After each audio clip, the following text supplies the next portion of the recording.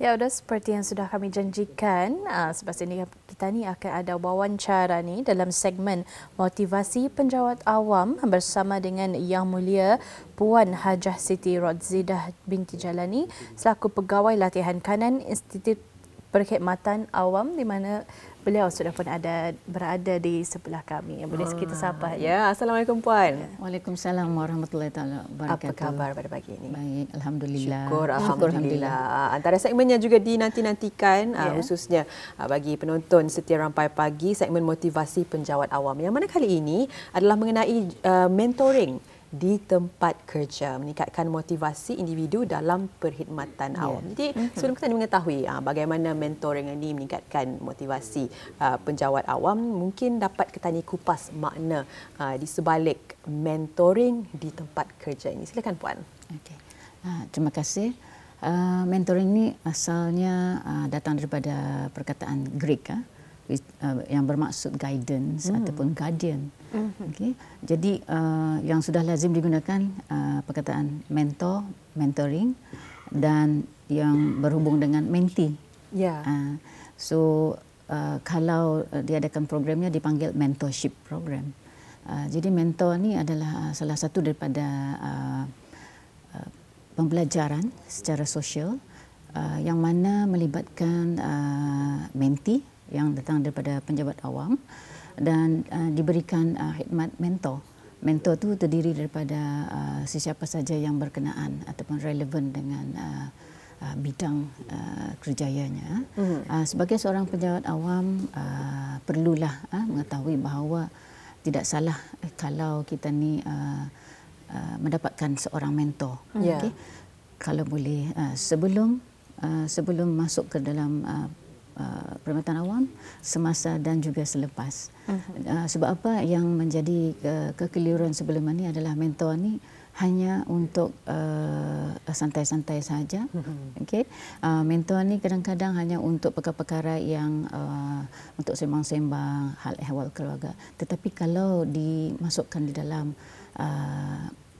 perkhidmatan awam atau tempat kerja, ianya menjadi salah satu bahan bantuan untuk membimbing mentee-mentee ini yang berkeperluan, terutama mentee yang baru masuk ke dalam perkhidmatan awam, baru bekerja lah tu tempat kerja.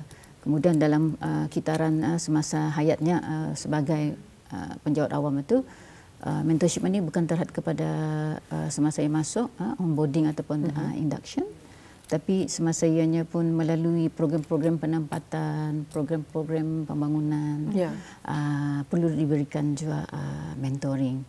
Selain daripada itu, kemungkinan mentoring ini diperlukan juga semasa ianya untuk naik ke satu tahap lagi, iaitu kenaikan pangkat dan seterusnya, sampailah ia mungkin bersara ataupun berpindah jabatan. Mentoring ini ada yang formal macam di jabatan, ada yang informal. So informal ni more kepada berkaitan dengan hal ehwal pribadi dan sosial yang lain di luar daripada konteks pekerjaan. Mungkin juga boleh saya tanyakan itu Tuan, kerana banyak sebenarnya kaedah yang dapat meningkatkan motivasi individu dalam sektor awam, tetapi bagaimanakah kaedah mentoring ini lebih berkesan? Alhamdulillah sejauh ini memang pihak kerajaan pun memang sudah mengadakan program-program mentoring, terutama kepada yang membangun individu untuk program kepimpinan, mengetuai sesebuah unit jabatan di dalam kementerian masing-masing. Akan tetapi kaedah ini kalau dapat dijadikan sebagai satu budaya yang mana untuk membantu penjawat awam ini tidak semestinya bermasuk, tetapi semasa ia bekerja. Jadi untuk memberikan guidance, bimbingan ataupun memberikan pengalaman-pengalaman, berikan rujukan, dibantu dengan dari konteks penyelidikan, bahan-bahan yang diperlukannya lah. So kaedah-kaedahnya tu ialah memang salah satu daripadanya dimulakanlah dengan satu persetujuan lah tu.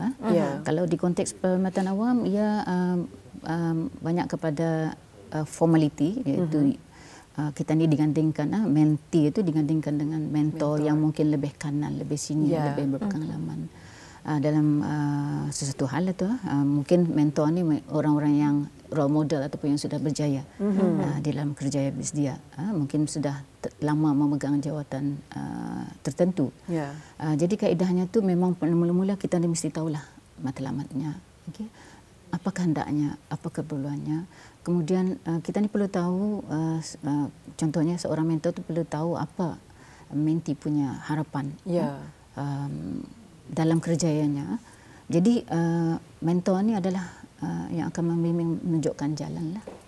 Okay? So kaedah-kaedah tu komunikasi, kaedah pemerhatian juga, dan mendengar secara empatetik, mendengar dan memberi panduan-panduan. Ini kadang-kadang ada juga memberi sedikit jalan penyelesaian untuk mereka berdiri dengan sendirinya lah nanti, untuk menangani apa jualah cabaran-cabaran di jabatannya nanti. Jadi tadi telah pun Puan kongsikan, mentor ini adalah seorang kira pembimbing. Kalau dalam di sekolah pembimbing rakan sebaya. Tetapi di dalam konteks sebagai seorang penjawat awam ini adalah sebagai seorang mentor dan juga mentee. Telah pun kita ketahui juga antara kaedah-kaedahnya untuk membimbing seorang mentee ini, dan semestinya untuk yang baru bekerja. Betul. Lazimnya seorang mentor ini seorang yang lebih berpengalaman, yang lebih senior di dalam perkhidmatan awam. Jadi ingin diketahui juga peranan sebagai seorang mentor ini, antara keupayaan dan kompetensi yang diperlukan dalam meningkatkan motivasi penjawat awam. Bagaimana Puan? Okay. Dari sudut keupayaan seorang mentor dan dia punya kompetensi, terlebih dulu saya sentuh ianya berbeza. Mentor berbeza dengan coach. Coach lebih berpusat kepada melihat prestasi, satu tugas, yang ada deadlines dan sebagainya. Coach ini macam datang daripada perkataan bus. Bus kan coach dia stop dari satu stesen ke satu stesen. Jadi coach ini ia melihat dari satu titik ke satu titik sampailah ia mencapai matlamat ataupun objektif prestasinya. Tapi kalau mentoring is more on freestyle, free way of bantuan, bimbingan, beri panduan itu, tetapi more of jangka masa panjang. Okay? So kita ni akan menunjukkan ia jalan-jalan untuk macam mana mencapai matlamat yang dikenakinya lah.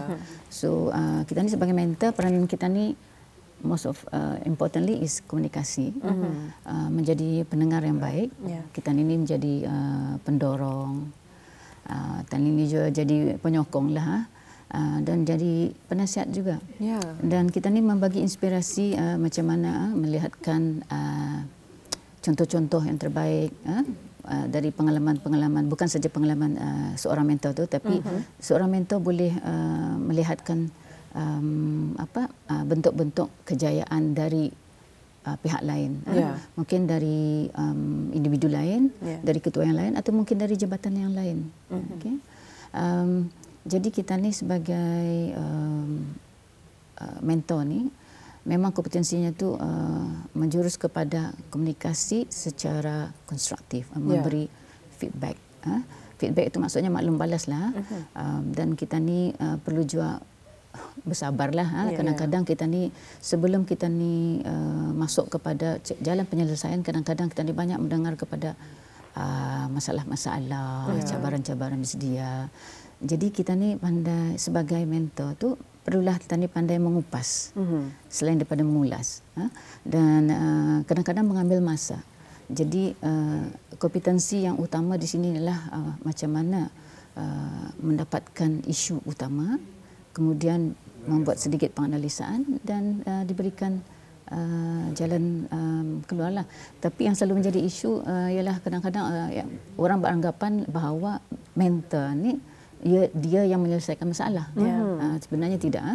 Jalan penyelesaian diberikan, tetapi yang menyelesaikan masalah itulah mentee itu sendiri.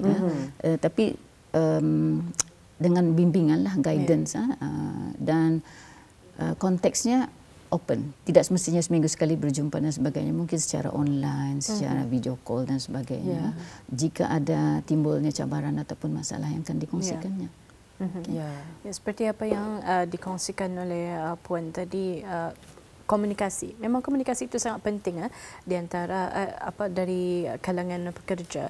Kerana komunikasi itu memainkan peranan yang sangat penting. Kerana apabila tidak ada komunikasi, memang kita ni tidak akan mengetahui apa perasaan kita ni, perasaan mereka dan juga sebagainya. Jadi untuk soalan seterusnya pun, apakah kaedah yang boleh digunakan oleh seorang mentor untuk meningkatkan motivasi seorang penjawat awam?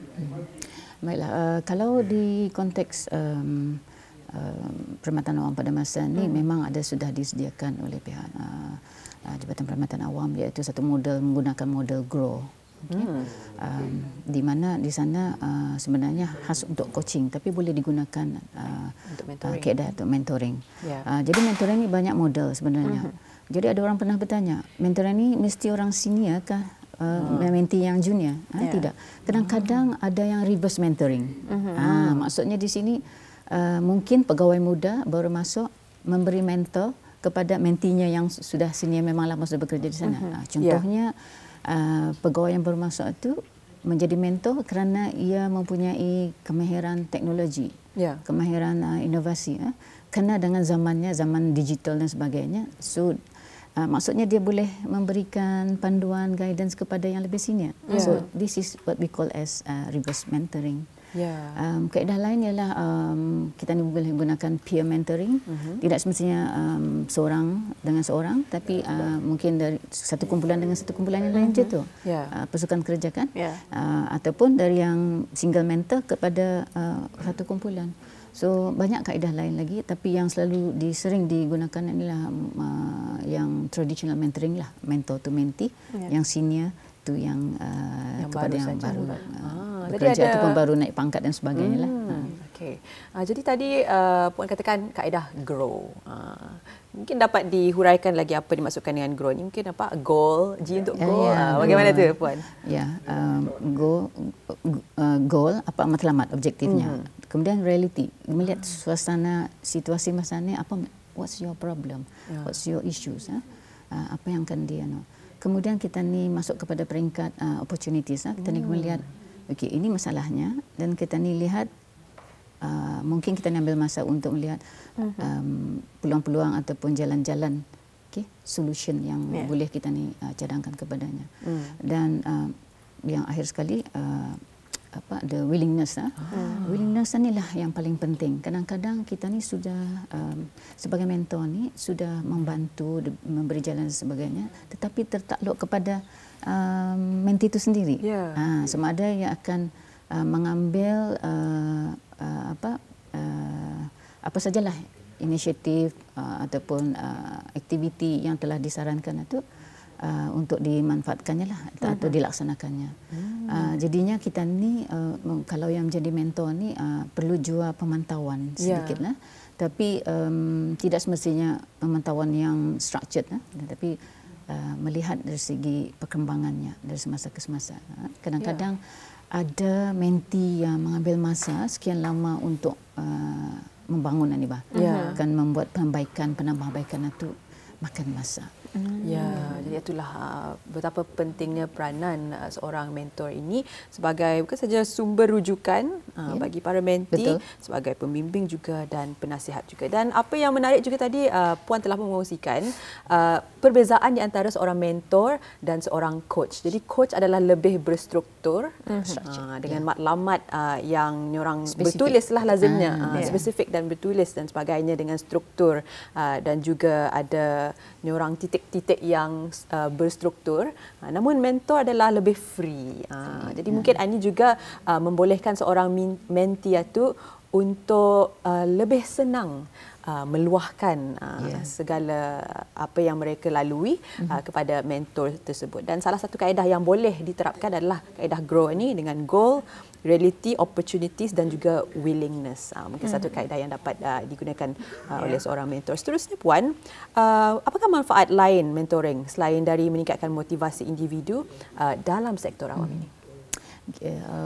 Tadi pun sudah maklum juga, mentoring ini bukan saja meningkatkan motivasi. So apabila seorang menti ataupun penjawat awam yang sudah ada motivasi untuk bekerja, ada semangat dan sebagainya, so dengan sendirinya akan meningkatkan prestasinya. Produktiviti akan lebih nampak ada perbaikan. Kemudian dari segi perhubungannya, keyakinan dirinya itu nampak bertambah, berbeza daripada sebelumnya mendapat guidance dan sebagainya. Selain daripada itu, kebaikannya adalah keterampilannya. Image-nya itu akan nampak perbaikan, ada perubahan. Dan satu lagi yang penting ialah nampak kewibawaannya, kepimpinannya, macam mana ia menangani, bukan saja menangani bidang kerjanya, tetapi menangani masalah-masalah dengan orang luar, klien, dengan pelanggan-pelanggan, menangani cabaran-cabaran yang datang. Kadang-kadang cabaran datang ni tidak diberitahu awal. Kadang-kadang barang ni datang setiap saat lah kadang-kadang. Jadinya manfaat itu memang meluaslah, bukan saja kepada dalam konteks kerjanya, tetapi akan melibatkan juga kesediaannya dalam menangani hal ehwal yang di luar tempat kerja. Okey, jadi mungkin juga ada cara yang boleh diambil untuk menjadikan kaedah mentoring menjadi budaya di tempat kerja. Okay. Saya sendiri melihat bahawa mentoring ini ada yang formal, ada yang tidak formal. Jadi mana-mana yang di tempat kerja yang tidak ada formaliti mengenai dengan mentoring ini, boleh kita ni jadikan satu inisiatif lah. Inisiatif di mana perlunya ada komitmen dari pihak macam kita ni yang ketua-ketua ni, ada mission yang visi yang jelas. Okay. Why we need mentoring? Sebab apa kita ni melihat isu-isu kan? Kalau sudah nampak simptom-simptom masalah di jabatan tu, perlulah ada diadakan mentoring ni. Sebab mentoring ini saya berbalik kepada isu tadi. Mentoring ini jadi salah satu daripada problem solving mechanism. Okay? Problem solving di mana perlunya ada kita ni sumber orang yang boleh membantu jabatan untuk penyelesaian masalah. Jadi mungkin ada lantikan-lantikan mentor dan lantikan mungkin menti boleh memilih sendiri siapa mentor mereka. Dan tidak salah kalau jabatan pun memang menyediakan sumber ataupun resource dari luaran, mungkin pihak konsultan ataupun facilitator yang bersedia boleh membantu. Selain daripada itu, memang disediakan kali jadual mungkin dalam masa seminggu sekali ataupun 2 minggu sekali ada pemantauan mentorship dilaksanakan sejauh ini macam mana, adakah membantu atau tidak. Jadi sebaliknya mungkin ada juga cabarannya sebab apa, everybody is busy. So sebab itulah mentorship ini kalau dapat ada lantikan vokal-vokalnya. Dan siapa yang menjadi mentor tu mungkin jabatan boleh berikan latihan-latihan tertentu dari segi skills, kemahiran-kemahiran yang soft skills juga, dan kemahiran teknikal seperti mana untuk mendapatkan teknik-teknik yang memudahkan seorang mentor boleh membantu mentinya untuk jangka masa panjang. Pastinya banyak manfaat mentoring ini bagi bukan saja mentinya sebagai yang menerima bimbingan ini, tapi juga sebagai seorang mentor ini banyak kadang-kadang input yang diberikan dari menti ke mentor, dari mentor ke menti. Jadi ianya boleh memperbaiki lagi kerjasama di antara penjawat-penjawat awam, dan seperti yang katakan tadi, katanya mekanisme untuk penyelesaian masalah di dalam sebuah institusi perkhidmatan awam, dan untuk perkembangan bersama juga sebagai mentor dan menti. Dan saya rasa untuk menti khususnya bagi yang mungkin baru saja bekerja, walaupun mentorship ini bukan saja untuk yang baru, untuk merasa tidak keseorangan. Apatah lagi kalau sekiranya baru memasuki institusi ini, memerlukan seorang guidance. Jadi insya-Allah dengan adanya mentoring program di dalam perkhidmatan awam ini akan meningkatkan lagi produktiviti dan juga meningkatkan lagi motivasi bagi penjawat awam. Jadi syukur alhamdulillah kita ni sudah berada di penghujung rancangan ni Puan. Terima kasih kita ni ucapkan kepada Yang Mulia Puan Hajah Siti Rozidah binti Jalani, Pegawai Latihan Kanan Institut Perkhidmatan Awam, kerana telah pun memberikan penguraian yang begitu jelas dan terperinci sekali mengenai dengan mentoring di tempat kerja meningkatkan motivasi individu dalam perkhidmatan awam. InsyaAllah kita akan bersua lagi. Terima kasih Puan. Sama-sama. Assalamualaikum. Waalaikumsalam.